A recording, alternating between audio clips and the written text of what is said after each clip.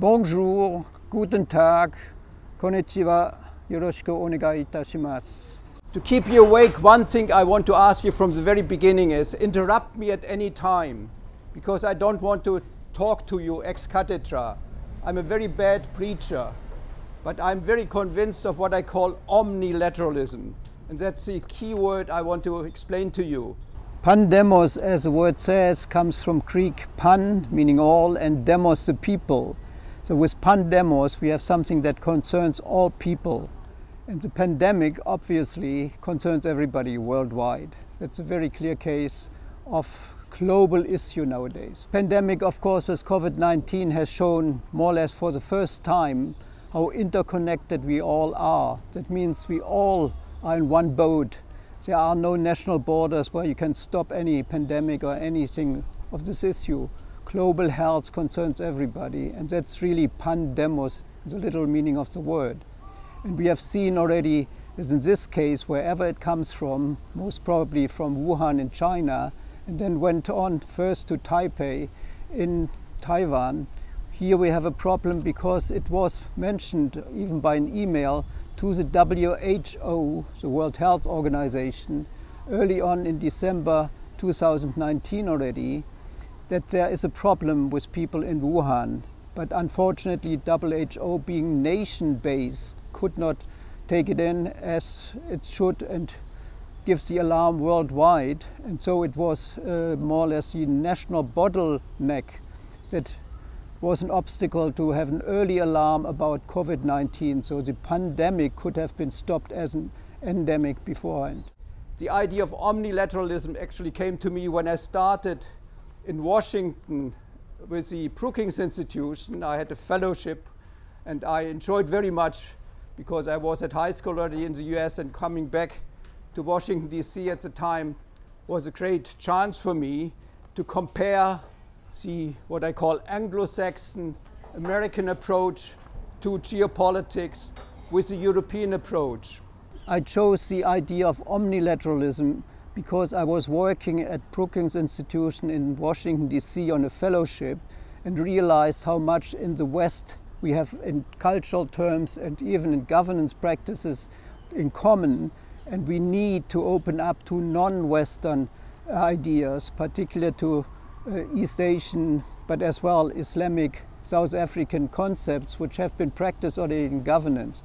And this was for me a starting point some 20 years ago to think about omnilateralism, which originally comes from Immanuel Kant, 18th century Enlightenment philosopher, who used the word omnilateral, or in German allseitig, for the first time. I'm a European from the bottom of my heart, so if I'm too Eurocentric to you, please criticize me from the very beginning. I realize we are not only Europe-born people here, and I enjoy that very much. There are people from different continents as well here.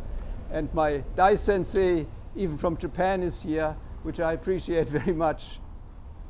Yoroshiku onegai shimasu. This pandemic shows that we are all in one boat. That means the omnilateral matter, global governance, is very important now. We are clearly seeing here that there's one little thing like a virus that concerns everybody, and we have to fight it with all means. That means not only multilateral, that means not only with many nations involved, but with all, omnibus, for and by all.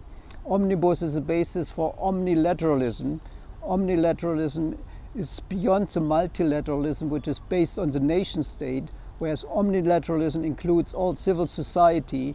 And even more than that, we have to see that we are not only Western inspired in our governance system, we have to see that we include all different practices and concepts worldwide, particularly from other non-Western cultures, and this is omnilateralism per se.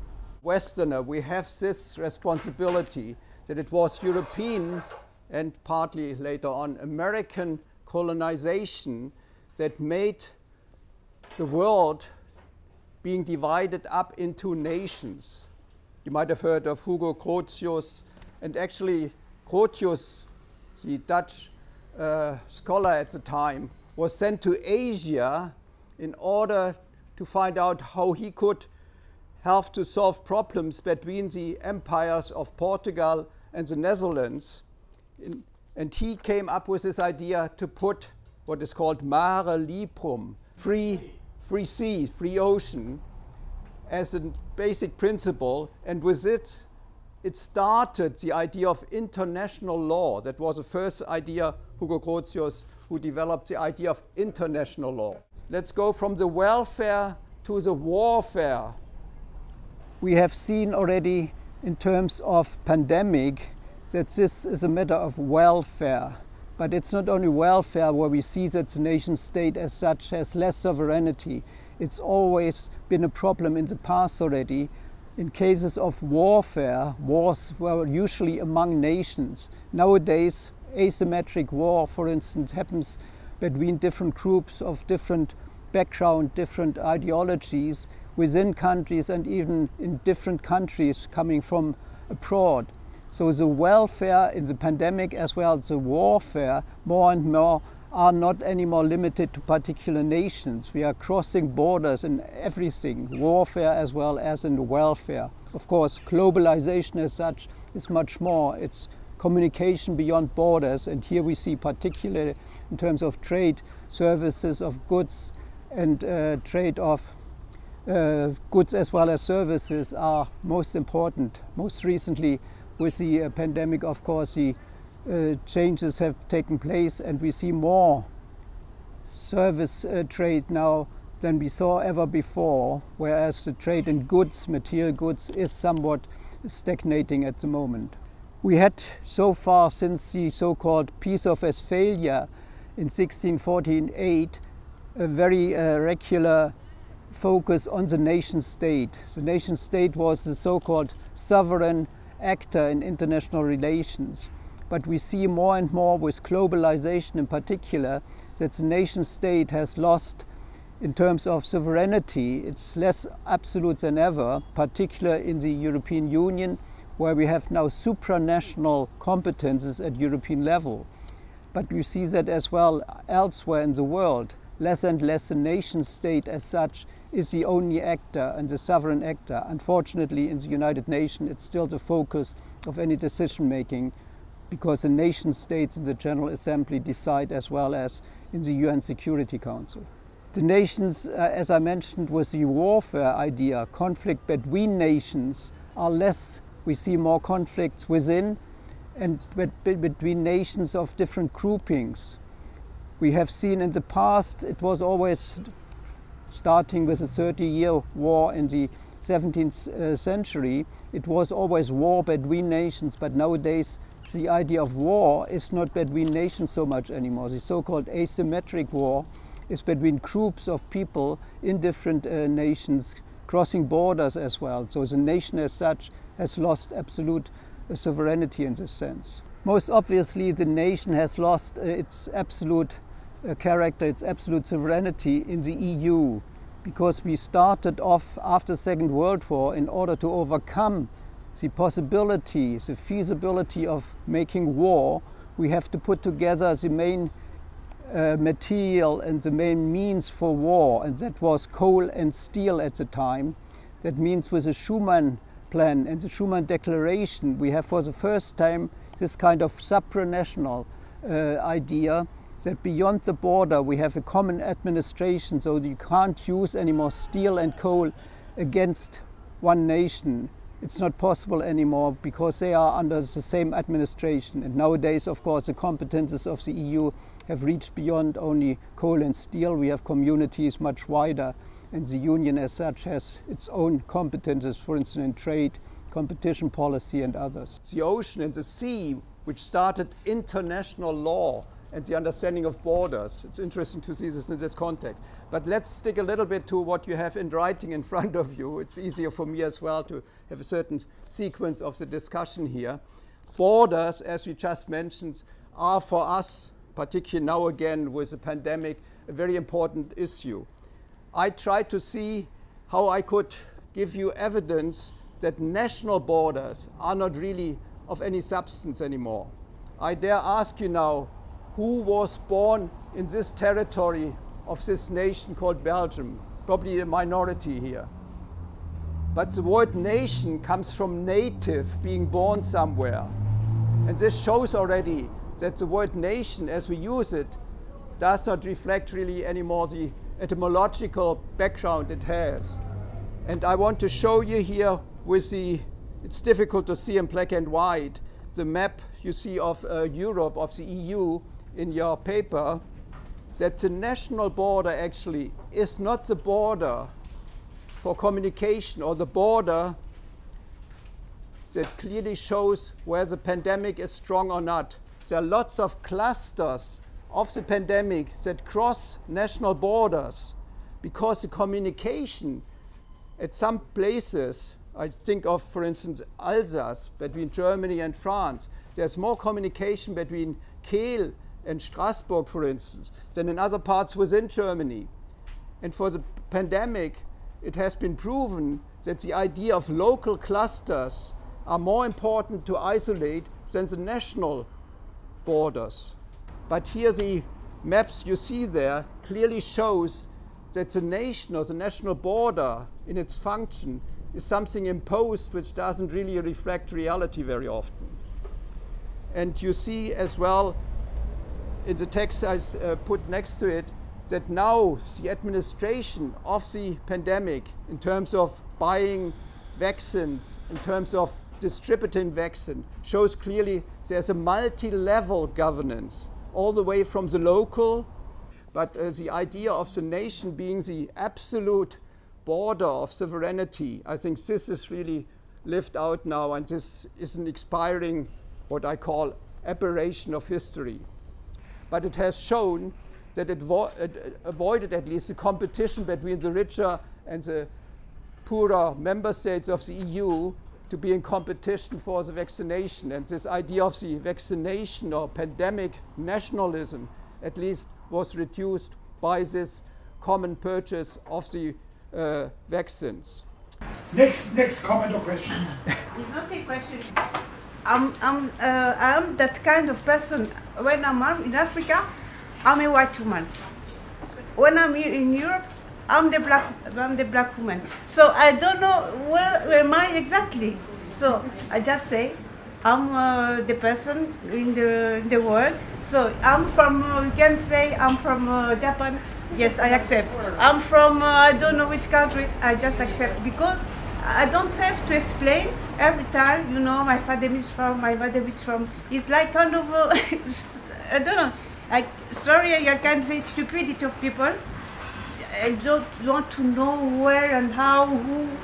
Ask her where she's from. She says, I'm half Belgian, half German, half Brazilian, half African, half Polish. And then stupid people say, too much halves. She answers, you have no understanding of mathematics. We have multi-identities. Yes, yeah, sure. Next comment, question. So I'm representing an Spanish NGO that is called Connecting Cultures. So talking about omnilateralism and how to make the practical steps to, coming from an international relations background, I know like there are so many challenges to go from multilateralism to omnilateralism. So what are some, not exclusively, but some necessary steps that we have to take to go in that direction? I used once in an article the idea, is Obama open to omnilateralism? And I had to decide at the time he was much more open than other presidents before him. In particular, George W. Bush was known to be very unilateral. Obama was much more open to other countries, but nevertheless, he was not a real omnilateralist, although it would be nice to alliterate Obama with omnilateralism, but he very much stuck still to his own idea of multilateralism and the focus on the nation. Within the EU, you have several levels of competence. You have shared competence with member states, but you have as well the so-called supranational competences, which are exclusive to the EU as such. This is particularly the case in trade.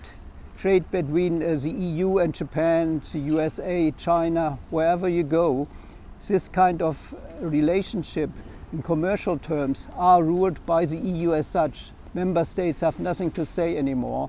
Even Macron, President of France, or Chancellor Merkel, they cannot do any deals with third countries about trade issues. This is exclusive competence of the EU. This is exclusively supranational. I call the nation even an aberration, because I see with globalization that the nations as such are losing more and more competences and influence in the world. Any international treaty means you kind of share competences on certain issues. So it was already Thomas Hobbes in the past centuries who had this idea that without any international agreements you would have a certain anarchy in international relations. And this idea is of course much stronger now since the end of the 19th century in particular. We see that the nation is losing upstairs, upstream in a way, to the globalization and international organizations, but as well downstream to the lower level of provinces and local, because we see more and more the necessity to decide certain things at local level with direct democracy even. The United Nations are still very much, as the name says, focusing on the nation. It's not only the United Nations Security Council, where the permanent members have very often problems to find a common denominator, because it's now again, like in the Cold War, the trade war between the United States of America and China, for instance, brings a new antagonism here. And we have to see that we have to overcome this, and some kind of consensus building is necessary beyond these different national interests. We have to see common global values. We have global issues like climate change and environment, the internet and other issues which need global solutions. And here we have to go beyond the multilateral system of the United Nations. The problem of the multilateral order, of course, is that it's still fixed on the nation state, and here we see with this new trade war, or some people even called it a new Cold War already, this is a problem with the nation state again. We have national interests up front, and we don't see the necessity.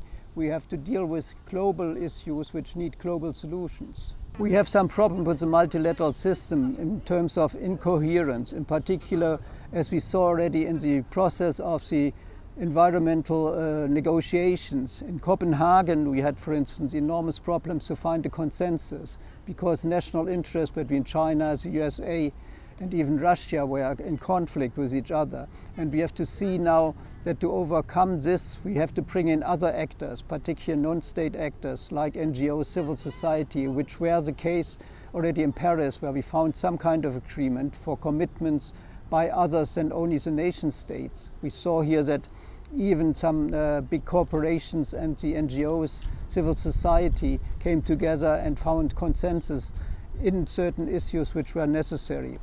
Of course, this we will see now with the next COP meeting for the climate change issues in Glasgow by the end of this year. Hopefully there will be some kind of a new agreement which brings the nation state to commitments which in short term at least bring some more action to fight climate change.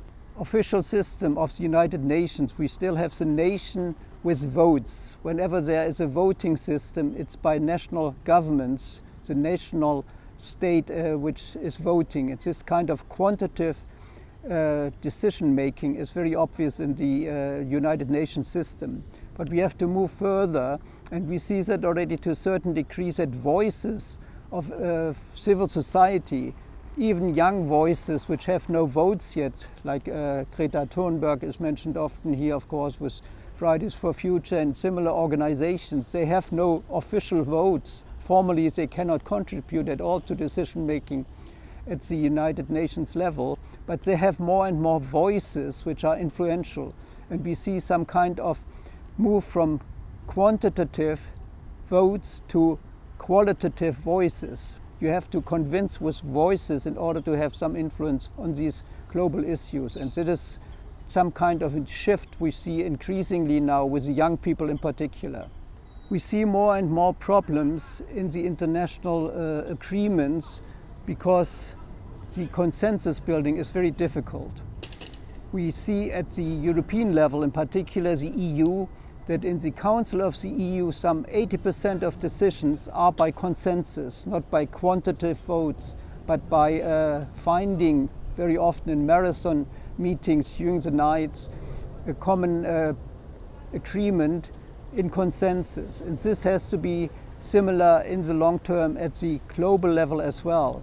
Consensus building is very important, and here we see the necessity to move from votes to voices, because we see a necessity to open up the discussion, deliberation on these international global issues to others than only state actors. And here the NGOs, civil society are becoming more and more important.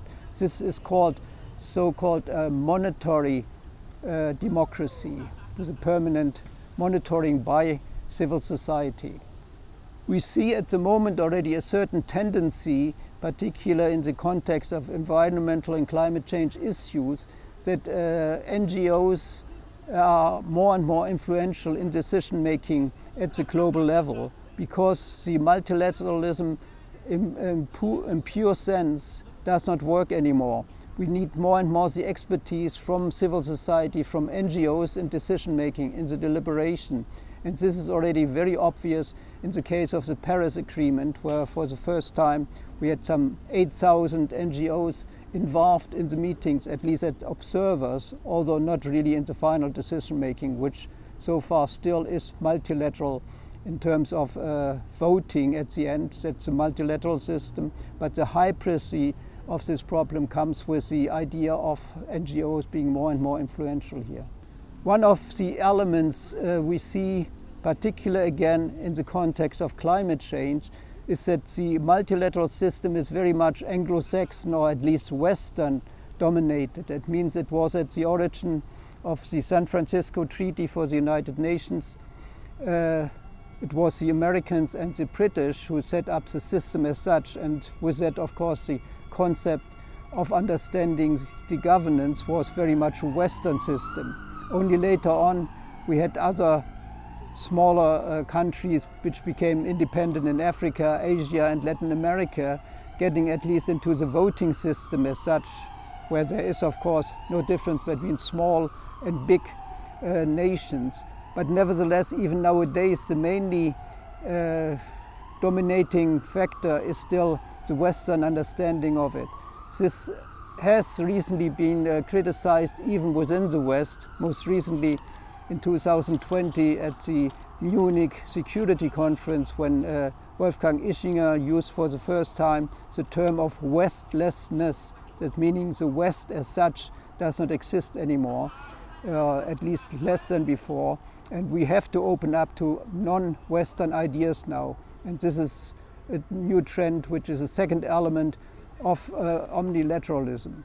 With this opening up to non-Western countries and concepts, we see of course very concrete examples that have to be brought in. One is of course the idea of cycles. We see even in the West now this understanding of the economy in cycles, cyclical economy, in order to use resources much better than before. We cannot afford anymore this ex-hop throwing away and wasting resources. We have to recycle things, but not only recycle, even reuse, as we know the 3 R's from recycle, reuse.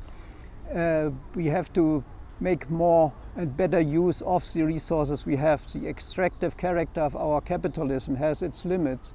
Not only Club of Rome in 1972 clearly said already there are limits to growth, and we have to be aware that nowadays the idea of growth is not always understood in the same way. We have to at least go for greener growth, if not at all see beyond the growth. And there are several books now on the market already. Tim Jackson, for instance, with his book on post-growth is very influential now, and we have to see that capitalism has to move forward to less growth-oriented movements. So to sum up, what omnilateral really means is two main elements. One is opening up the governance system at global level in particular to non-Western ideas. This is very important. But the other thing is to open up the multilateral system to non-national, non-governmental actors, stakeholders. And here I think we have to be aware of this multi-level governance. You can have very direct democracy at local level, but the higher you get at the governance level, already at national level, you need at least representation. And we have to see that the other non-state actors, civil society and expertise, even technocracy, is coming in and need to have a word in the decision-making at the highest level, of course, global governance with the United Nations. Here very clearly we need omnilateralism, not only open to non-Western ideas, but open as well to non-governmental and non-state organizations like NGO and civil societies. No, thank you very much. Vielen Dank für Ihr Zuhören. Kancha itashimasu. Minasamaごゆっくりまだ勉強しましょうか。Merci beaucoup. À la prochaine fois.